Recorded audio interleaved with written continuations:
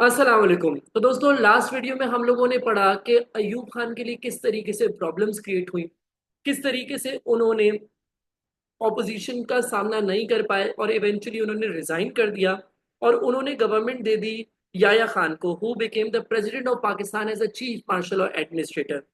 जब याया खान पावर में आए तो उन्होंने कुछ मेजर चेंजेस अनाउंस किए। सबसे पहले तो उन्होंने कहा कि भाई जो अयूब की बनाई हुई बेसिक डेमोक्रेसीज, याद है आप लोगों को कि बेसिक डेमोक्रेसीज क्या थी? अगर किसी को नहीं याद तो वो प्रीवियस वीडियोस में जाके इसको रिवाइज भी कर सकता है। 1959 में बेसिकली अयूब खान ने एक सिस्टम बनाया था बेसिक डेमोक्रेसीज का, जिसमें इन्होंने पॉलिटिकल पार्टीज को बैन कर दिया था और इन्होंने लोकल लोगों को पार्टिसिपेट करने का मौका दिया गवर्नमेंट में। इस तरीके से इन्होंने 80,000 लोगों को अपॉइंट करके गवर्नमेंट फॉर्म की थी। याया खान जब आए तो इन्होंने कहा यार ये बेसिक डेमोक्रेसी सक्सेसफुल नहीं रही, लिहाजा हम लोग अब एक प्रॉपरली इलेक्टेड गवर्नमेंट की तरफ वापसी जाएंगे। इन्होंने कहा कि सिकंदर मिर्जा ने जो वन यूनिट स्कीम बनाई थी, अगर किसी ने सिकंदर मिर्जा की वन यूनिट स्कीम भी अभी तक याद नहीं है तो मैं थोड़ा सा आपको रिवीजन देता हूँ। अदरवाइज यूट्यूब पे मेरी प्रीवियस वीडियोस के अंदर आप देख सकते हैं कि वन यूनिट स्कीम को मैंने सिकंदर मिर्जा के टाइम पे अपलोड भी किया हुआ है। वन यूनिट स्कीम क्या थी? बेसिकली इन्होंने पूरे वेस्ट पाकिस्तान को एक यूनिट बना दिया था, एक सूबा बना दिया था और कहा था कि भाई अब पंजाब सिंध बलूचिस्तान NWFP के अलग अलग गवर्नमेंट नहीं होंगी, बेसिकली ये पूरा एक यूनिट है। और इस तरीके से उन्होंने वो 10 प्रिंसली स्टेट्स को भी अपना पार्ट बना लिया था। लेकिन जब याया खान पावर में आए तो याया खान ने क्या किया? वन यूनिट स्कीम को भी रिवर्स कर दिया। इन्होंने कहा the one unit scheme had not work, तो there would be return to provincial government, यानी कि अब पंजाब की गवर्नमेंट अलग, सिंध की गवर्नमेंट अलग, बलूचिस्तान की अलग, और इस तरीके से हमने सारी गवर्नमेंट्स अलग अलग करेंगे। साथ साथ इन्होंने एक और बड़ा मेजर चेंज इंट्रोड्यूस कर दिया। इन्होंने कहा अब जो इलेक्शंस होंगे वो होंगे वन मैन वन वोट के बेसिस पे, यानी कि जितने आबादी उतनी ज्यादा वोट होंगे और उतनी ज्यादा सीटें होंगी। तो यार यही तो मांगते थे ईस्ट पाकिस्तानी भी, यही तो वो कहते थे कि यार हमारी आबादी ज्यादा है तो हमें इक्वल सीट्स नहीं, हमें ज्यादा सीटें चाहिए। तो इन्होंने कहा ठीक है भाई, आपको ज्यादा सीटें भी दे दी जाएंगी। और इस बेसिस पे इन्होंने 1970 में इलेक्शंस भी कंडक्ट करवाए। देखो, अगर इलेक्शंस की मैं बात करूं तो टोटल सीट्स थी नेशनल असेंबली में 300, जिसमें से ईस्ट पाकिस्तान को अलॉट की गई ज्यादा सीटें यानी कि 162 सीट्स, और वेस्ट पाकिस्तान को अलॉट की गई 138 सीट्स। भाई का ईस्ट की आबादी ज्यादा है तो ईस्ट की सीटें भी ज्यादा कर देते हैं। अब ईस्ट पाकिस्तान में से जो पार्टी इलेक्शन जीती उसका नाम था अवामी लीग, और वेस्ट पाकिस्तान में से जो पार्टी जीती उसका नाम था पाकिस्तान पीपल्स पार्टी। पाकिस्तान पीपल्स पार्टी जिसके लीडर थे Zulfikar Ali Bhutto, he won 81 seats out of 138 seats. लेकिन ये क्या, अवामी लीग तो 162 में से 160 सीट्स अकेले ही जीत गई, जिसके लीडर का नाम था शेख मुजीबुर रहमान। तो शेख मुजीबुर रहमान की पार्टी अवामी लीग कोई बस सिर्फ 2 सीटें छोड़ती है और बाकी सारी सीटें जीत जाती है। तो भाई अवामी लीग के लीडर ने बेसिकली ऐसा क्या किया कि इससे इतनी ज्यादा सीटें जीत जाए? भाई सबसे पहले तो जानते हैं कि हुआ Sheikh Mujibur Rahman. Sheikh Mujibur Rahman basically was the founder of Awami League, और इन्होंने बेसिकली ड्राफ्ट किए थे अपने कुछ 6 पॉइंट्स, जो कि जिस बेसिस पे इन्होंने ये इलेक्शन कैंपेन लड़ी। बेसिकली जो इनकी इलेक्शन कैंपेन थी, इनका एजेंडा ही था कि अगर मैं जीत जाऊंगा तो मैं ईस्ट पाकिस्तान के इंटरेस्ट में ये 6 नुकात, 6 पॉइंट्स जो है वो इंट्रोड्यूस करूंगा। हम लोगों ने सेक्शन बी के अंदर जाना है कि जिना ने भी अपने 14 पॉइंट्स दिए थे, तो समझो जैसे जिना के 14 पॉइंट्स थे वैसे ही शेख मुजीबुर रहमान के 6 पॉइंट्स थे, जिन्होंने इनको 1970 के इलेक्शंस में जीतने में इतनी मदद की। भाई अब जानते हैं कि इनके ये 6 पॉइंट्स बेसिकली थे क्या। पहली बात, इन्होंने कहा कि एक डायरेक्टली इलेक्टेड गवर्नमेंट होनी चाहिए। ठीक है जी सर, ये बात तो समझ आ रही है। फिर उन्होंने कहा कि हम चाहते हैं कि ईस्ट और वेस्ट की सेपरेट करेंसीज हो। सेपरेट करेंसीज क्यों हो भाई? क्योंकि कह रहे हैं कि सारी कमाई होती है ईस्ट पाकिस्तान में और सारा खर्चा हो जाता है वेस्ट में। तो सर ईस्ट से वेस्ट पैसा ट्रांसफर होता रहता है और कोई हिसाब भी नहीं होता। तो जो आप अगर फॉर एग्जांपल एक सूबे से दूसरे सूबे में पैसे ट्रांसफर करते हो, सेम करेंसी है ना, तो क्या कोई हिसाब हो पाएगा? नहीं हो पाएगा। लेकिन अगर आप एक कंट्री से दूसरी कंट्री में पैसा ट्रांसफर करते हो तो क्लियर हिसाब होगा। क्यों? एक्सचेंज रेट पे फर्क आएगा, सारी चीजें होंगी, एक्सचेंज कंट्रोल बीच में आएगा, क्योंकि सर सेपरेट करेंसीज है। तभी इन्होंने कहा कि हम चाहते हैं कि ईस्ट और वेस्ट की भी सेपरेट करेंसीज हो, ताकि जितना भी पैसा एक साइड से दूसरी साइड पे ट्रांसफर हो रहा है इसका कोई हिसाब तो हो सके। फिर दूसरी बात इन्होंने कहा कि भाई मैं चाहता हूं कि प्रोविंसेस अपना टैक्स खुद कलेक्ट करें, क्योंकि इससे पहले क्या हो रहा था कि सेंट्रल गवर्नमेंट जो होती थी वो टैक्स कलेक्ट करती थी, और सेंट्रल गवर्नमेंट हमेशा बनती थी वेस्ट पाकिस्तान में।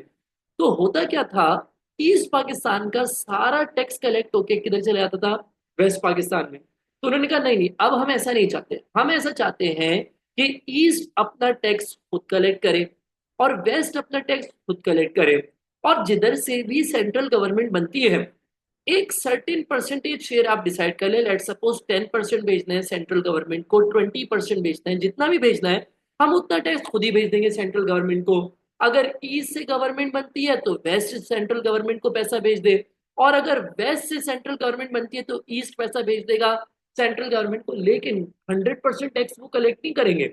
एक सर्टेन अमाउंट आप डिसाइड कर ले, एक सर्टेन परसेंटेज सेट कर ले, उतना सेंट्रल गवर्नमेंट को हम खुद भिजवा देंगे, लेकिन हम अपने सूबे का यानी ईस्ट पाकिस्तान का टैक्स खुद कलेक्ट करेंगे। इसी तरीके से इन्होंने कहा कि भाई हम चाहते हैं कि जो आर्मी और पुलिस है, हर प्रोविंस अपनी आर्मी और पुलिस को खुद कंट्रोल करे। क्यों भाई? वो कह रहे हैं कि सर देखिए, सबसे ज्यादा जो खर्चा होता है वो होता है आर्मी पे, और इस तरीके से भी पैसा ट्रांसफर हो रहा है ईस्ट का वेस्ट की तरफ। कैसे भाई?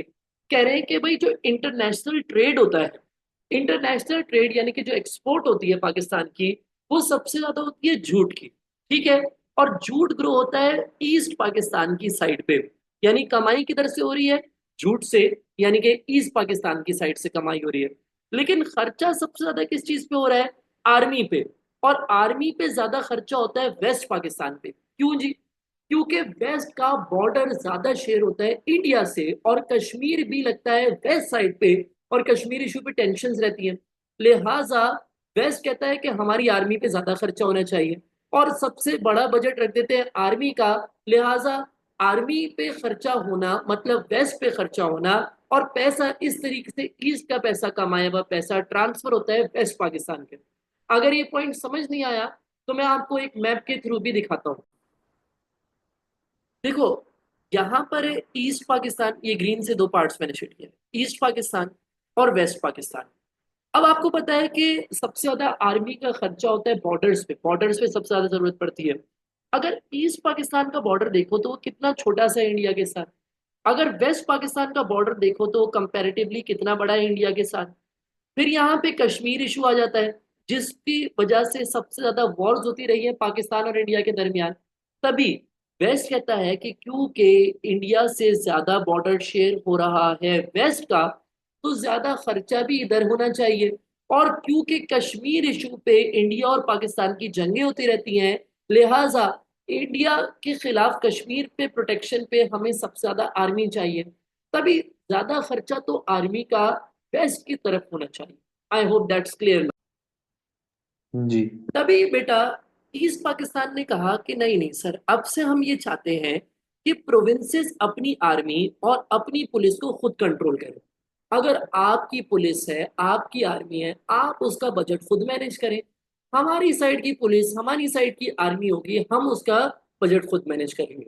और इसी तरीके से इंटरनेशनल ट्रेड भी अपना अपना खुद कंट्रोल करेंगे। अगर फॉर एग्जाम्पल कोई एक्सपोर्ट हो रही है पंजाब की साइड से, उसका पैसा रख ले वेस्ट पाकिस्तान। और अगर कोई बंगाल की साइड से ट्रेड हो रहा है तो उसका पैसा हम लोग खुद रख लेंगे। इसी तरीके से हम फॉरेन पॉलिसीज को भी खुद कंट्रोल करेंगे। वेस्ट अपनी फॉरेन पॉलिसीज यानी इंटरनेशनल अफेयर्स खुद मैनेज करे, और ईस्ट अपने इंटरनेशनल अफेयर्स खुद मैनेज करे। ये पॉइंट्स बहुत ही जामे थे, बहुत ही कंप्लीट मुकम्मल थे, जिसकी वजह से बंगालियों को ये पॉइंट्स बहुत पसंद आए। और यही वजह है कि आउट ऑफ 162 सीट्स, 160 सीट्स अकेले ही शेख मुजीबुर रहमान जीत जाते हैं। शेख मुजीबुर रहमान जो है वो इलेक्शंस तो जीत जाते हैं, और याया खान जो है इनको डिक्लेयर कर देते हैं that you will be the next president of Pakistan. But we all know that he was not allowed to take the powers. Why was he not allowed to take the powers? भाई इसका ये मतलब था कि waste की government दरअसल इनको इनको पावर देना ही नहीं चाहती थी। And the victory of Awami league caused constitutional crisis between East and West Pakistan. East और वेस्ट पाकिस्तान के दरमियान कॉन्स्टिट्यूशनल क्राइसिस हो जाते हैं। भाई क्यों हो जाते हैं कॉन्स्टिट्यूशनल क्राइसिस? पास्ट पेपर्स में इसका सवाल भी आया हुआ है मई जून 2016 के अंदर। Why did the victory of Awami league cause constitutional crisis in 1970? तो चलते हैं इसके आंसर को भी पढ़ते हैं। देखो भाई, ईस्ट पाकिस्तान जो है, it won such a large number of seats that now it had a majority not only in East Pakistan but also in the National Assembly as a whole। यानी ये ईस्ट में तो ये मेजोरिटी जीती ही जीती। East में total seats कितनी थी? 162 सीट्स। ये कितने जीत गए? 160। तो क्लियरली इनकी एब्सोल्यूट मेजोरिटी है ईस्ट पाकिस्तान में। तो लेकिन अगर हम पूरे पाकिस्तान की बात करें तो पूरे पाकिस्तान की कितनी सीट्स थी? पूरे पाकिस्तान की सर थी 300 सीट्स। ये कितनी जीत गए? 160 सीट जीत गए।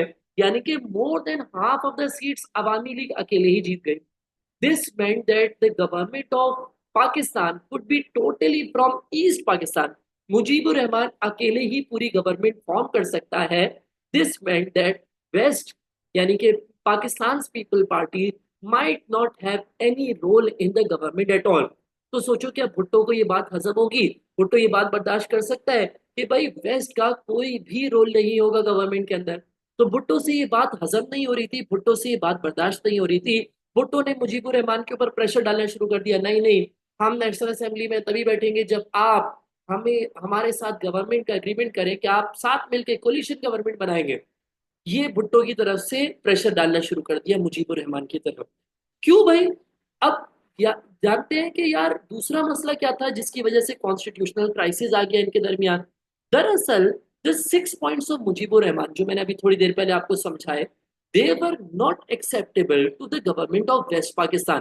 सर देखिए, अगर आप अपनी करेंसी अलग कर लेंगे, सर अपनी आर्मी का बजट अलग कर लेंगे, सर अपना इंटरनेशनल ट्रेड अलग कर लेंगे, सर अपना टैक्सेशन अलग कर लेंगे, तो sir you just one step away from breaking up from Pakistan. आपने तो पूरा मुल्क ही अलग कर लिया। और अगर सर इस तरीके से आप अपने सारे मफादात अलग कर लेंगे तो सर हमारा पेट कैसे भरेगा? हम कैसे खाएंगे आपके मुल्क को? तो सर इस तरीके से तो हमारा पेट ही नहीं भरेगा। Therefore, the victory of Awami League caused constitutional crisis between the government of East Pakistan and the government of West Pakistan। अब याया खान जो है वो जाते हैं मुजीबुर रहमान से मिलने, and he declared him as the next president of Pakistan. बोला आप ही सर नेक्स्ट प्रेसिडेंट है पाकिस्तान के। लेकिन क्या होता है, कहते हैं कि सर ये जो 6 पॉइंट्स है ना, इन पे आप थोड़े से ना अपने थोड़ा सा निगोशिएट कर ले, थोड़ी सी मुज़ाकरात कर ले सर। यहाँ पे शेख मुजीबुर रहमान कहते हैं ठीक है भाई, 6 पॉइंट्स आर निगोशिएबल, हम इन पे मुज़ाकरात कर सकते हैं, आप पहले हमारी गवर्नमेंट तो बना के देना। लेकिन आपको पता है कि जब आवाम वोटिंग करती है तो लोग आते हैं नेशनल असेंबली के अंदर, फिर नेशनल असेंबली में वोटिंग होती है तो प्रेसिडेंट प्राइम मिनिस्टर इलेक्ट होता है। तो जिस दिन नेशनल असेंबली में वोटिंग होनी थी उससे सिर्फ 3 दिन पहले याया ने इस दिन को पोस्टपोन कर दिया, भैया इस डेट को कैंसिल कर दिया और कहा बाद में होगी, और नई डेट अनाउंस भी नहीं की। तो सोचो ईस्ट पाकिस्तानियों के अंदर कितना गुस्सा होगा। बोले भाई जब से मुल्क बनाए तब से वेस्ट हुकूमत कर रही है, हमने बर्दाश्त किया, हमने कुछ भी नहीं कहा, और एक बार हम लोग इलेक्शन जीत गए तो वेस्ट से बर्दाश्त नहीं हो रहा। कभी हमसे कहते हैं कि 6 पॉइंट्स पे निगोशिएट कर लो, कभी कुछ कहते हैं, कभी कहते हैं हमारे साथ मिलके कोलिशन गवर्नमेंट बना लो। और जिस दिन इलेक्शन से यानी कि नेशनल असेंबली में वोटिंग होके प्राइम मिनिस्टर और प्रेसिडेंट इलेक्ट होना है, उसी से 3 दिन पहले आपने हमें धोखा दे दिया। यहाँ तो ईस्ट पाकिस्तानियों ने बहुत ही मुल्क का हालात खराब कर दिए।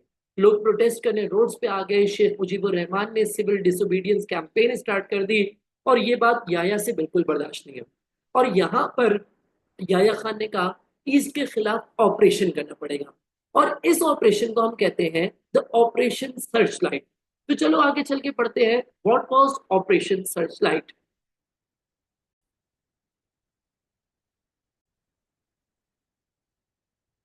तो हम लोगों ने जाना कि भाई जैसे ही मुजीबुर रहमान अपनी सिविल डिसोबीडियंस कैंपेन स्टार्ट करता है, याया और भुट्टो मिलके एक मंसूबा बनाते हैं, और 1970 के अंदर याया खान अनाउंस कर देता है operation Searchlight against east Pakistan. ये जो संभालने के लिए राइट देते हैं इस ऑपरेशन को, उनका नाम था जनरल तीका खान, जिनको इसका कमांड दिया जाता है। और जनरल तीका खान अपनी ट्रूप्स लेके मूव होते हैं to attack east Pakistan. Dhaka को कैप्चर कर लेते हैं, मुजीबुर रहमान को अरेस्ट कर लेते हैं। मुजीबुर रहमान के साथ कुछ और पॉलिटिकल प्रिजनर्स को अरेस्ट कर लिया गया, इनके सपोर्टर्स को अरेस्ट कर लिया गया, and thousands of them were murdered as well. हजारों सपोर्टर्स को इनके कत्ल कर दिया जाता है। बंगाली अपनी जान बचाने के लिए यहाँ से भाग भाग के इंडिया जाना शुरू कर देते हैं, और इंडिया ने अपना भरपूर किरदार अदा किया पाकिस्तान और ईस्ट और वेस्ट पाकिस्तान को तोड़वाने में। इंडिया ने कहा हमें बड़ी हमदर्दी है इन लोगों के साथ, लिहाजा हम लोग क्या करेंगे, बंगालियों की एक रिबेल फोर्स ट्रेन करेंगे जिसका नाम रखा जाएगा मुक्ति बहिनी, यानी कि इंडिपेंडेंस हासिल करने वाली फोर्स इनकी हम तैयार करेंगे। इनको हथियार, इनको ट्रेनिंग, इनको सारी चीजें हम फराहम करेंगे, क्योंकि हम तो बस बंगालियों के हमदर्द हैं। हमें पता है कोई हमदर्द नहीं थे, बस ये पाकिस्तान को टूटते हुए देखना चाहते थे, लिहाजा इंडिया ने अपना भरपूर किरदार अदा किया। बहरहाल होता ही है कि ईस्ट पाकिस्तान में प्रेस सेंसरशिप इम्पोज हो जाती है। उसके बावजूद 26 मार्च को बंगाली अनाउंस कर देते हैं कि बांग्लादेश अब एक sovereign republic, people republic of Bangladesh है, यानी कि वो बांग्लादेश को एक आजाद मुल्क करार दे देते हैं। And India became the first country to recognize Bangladesh as a separate country।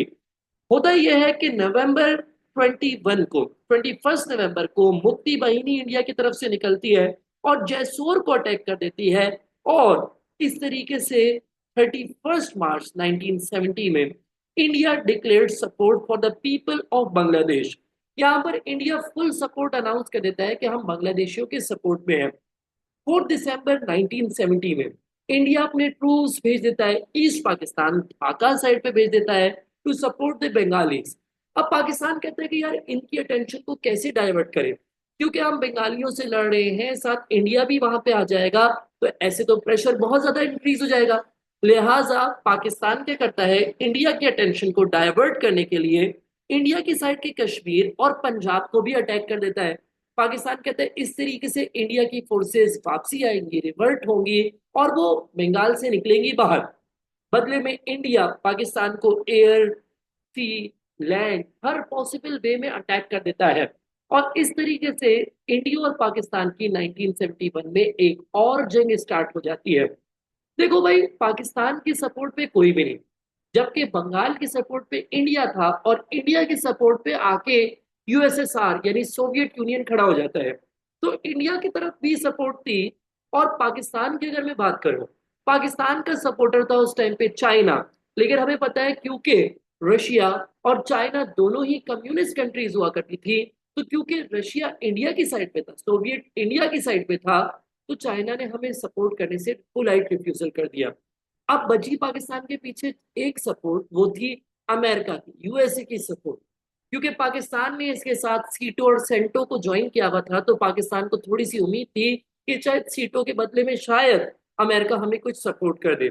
America ने इंडिया को वार्निंग तो दी कि पाकिस्तान को अटैक ना करे, लेकिन वार्निंग से आगे कुछ भी नहीं किया अमेरिका ने, और अमेरिका ने कोई प्रैक्टिकल सोल्यूशन नहीं निकलवाया। और इवेंचुअली क्या होता है, पाकिस्तान को यूएन की सिक्योरिटी काउंसिल की मीटिंग में बुलाया जाता है, और कहते हैं, पाकिस्तान के फॉरेन मिनिस्टर को बुला के कहते हैं कि इस वॉर को एंड कर दिया जाए। इस वॉर को एंड करने के लिए जुल्फिकार अली भुट्टो को बुलाया जाता है। लेकिन जुल्फिकार अली भुट्टो साहब क्या करते हैं, उस एग्रीमेंट को फाड़ फाड़ के फेंक देते हैं और कहते हैं have a treaty worse than a treaty of Versailles, लेकिन मैं इस एग्रीमेंट पे साइन नहीं करूंगा। बोलते हैं impose any aggression, do whatever you want to do, लेकिन मैं इसको साइन नहीं करूंगा। लेकिन इवेंचुअली क्या हुआ, देखो पाकिस्तान जो चीज कोशिश कर रहा था वो इम्प्रैक्टिकल थी। आप किसी को फोर्सफुली यहाँ से किसी से दुश्मनी करके उसको भगा तो सकते हो, लेकिन किसी को फोर्सफुली अपने साथ नहीं रख सकते, और पाकिस्तान बंगालियों को जबरदस्ती अपने साथ रखने की बात कर रहा था, जो कि इम्प्रैक्टिकल था, जबकि बंगाली ये चाहते नहीं थे। फिर दूसरा, पाकिस्तान मुसलमान सोल्जर्स को मुसलमान सोल्जर्स के खिलाफ लड़वा रहा था, यानी कि वेस्ट पाकिस्तान के सोल्जर्स को ईस्ट पाकिस्तानियों के खिलाफ लड़वा रहा था, और बहुत सारे पाकिस्तान के सोल्जर्स यानी वेस्ट पाकिस्तान के सोल्जर्स लड़ना ही नहीं चाहते थे अपने मुसलमान भाइयों से। ऊपर से यूएन का प्रेशर, ऊपर से इंटरनेशनल सपोर्ट सारी इंडिया की तरफ, लिहाजा Pakistan was force to surrender.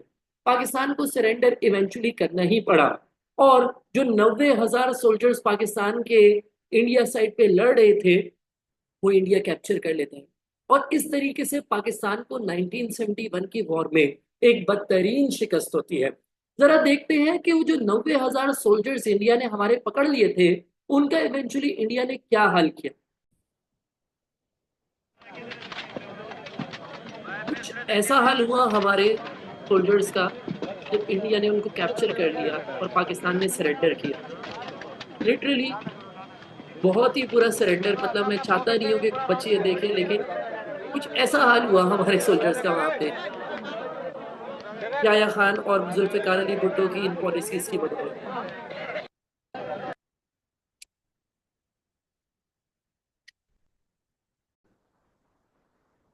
तो इवेंचुअली हमें इस जंग में हार का सामना करना पड़ा, बड़ी शर्मिंदगी का भी सामना करना पड़ा, और बांग्लादेश भी आज़ाद हो गया, मुल्क के भी दो टुकड़े हो गए, मुल्क तकसीम हो गया। और इस तरीके से Bangladesh was created in 1971 and Sheikh Mujibur Rahman became the first president of basically east Pakistan, जो कि उस टाइप पे फिर बांग्लादेश हो गया था।